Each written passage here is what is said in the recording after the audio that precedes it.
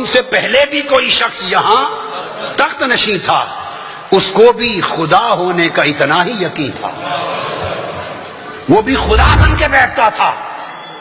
بڑی بڑی غرور کی گردنیں ٹوٹ گئیں، تمہاری کرسیاں بھی کھینچی جائیں گی، تمہاری گردنیں بھی مروڑی جائیں گی، اور وقت آئے گا کہ ہر مجرم سے قوم حساب لے گی، اور ہر فرد قوم کا کہے گا کہ جو بات میں نے انہیں کہی تھی وہ حق ہے۔ یہ ادارے گونگے کیوں ہیں؟ میں آئی ایس آئی سے پوچھتا ہوں، میں ملٹری انٹیلیجنس سے پوچھتا ہوں، میں تمام انٹیلیجنس کے اداروں سے پوچھتا ہوں، وزارت داخلہ کے اداروں سے پوچھتا ہوں، حکومتوں سے پوچھتا ہوں، کیوں تمہارے لبوں پر مہر ہے؟ تمہیں نظر نہیں آتا کہ کون کون سا ملا، کون کون سی پارٹی، کون کون سا مدرسہ، کون کون سی جماعت اور کون کون سا ادارہ ادھر سے ادھر سے مال لے رہا ہے؟ کس کو فنڈنگ ہو رہی ہے؟ تمہیں نہیں معلوم کس کو عرب سے فنڈنگ ہوتی ہے، کس کو ایران سے ہوتی ہے، کس کو انڈیا سے ہوتی ہے، کس کو امریکہ سے ہوتی ہے، کسی کو کہاں سے ہوتی ہے؟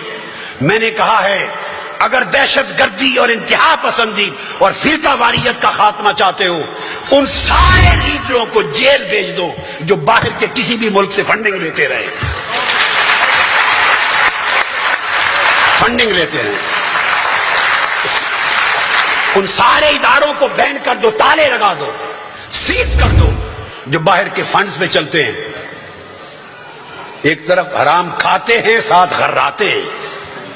کہ میں اپنی جماعت کو، تحریک منہاج القرآن کو، پاکستان عوامی تحریک کو اور اپنی ذات کو سب سے پہلے نمونے کے لیے پیش کرتا ہوں۔ میں نے یہ کہا ہے، آج دوہرا رہا ہوں، پوری 33 سال کی جدوجہد میں میرے نام، تحریک منہاج القرآن کے نام، پاکستان عوامی تحریک کے نام، یا میرے مشن کے کسی بھی ادارے اور کسی بھی شعبے کے نام، شرق سے غرب تک دنیا کی کسی حکومت سے، کسی ایجنسی سے، کسی اسٹیبلشمنٹ سے، کسی این جی او سے، کسی ادارے سے، ملک کے اندر یا ملک سے باہر، کہیں سے 33 سالوں میں کسی نام پر، کسی مد میں، کسی حوالے سے ڈائریکٹلی یا انڈائریکٹلی $1، $1 یا £1 لینا بھی ثابت ہو جائے تو میں اپنی گردن کٹوانے کو تیار ہوں۔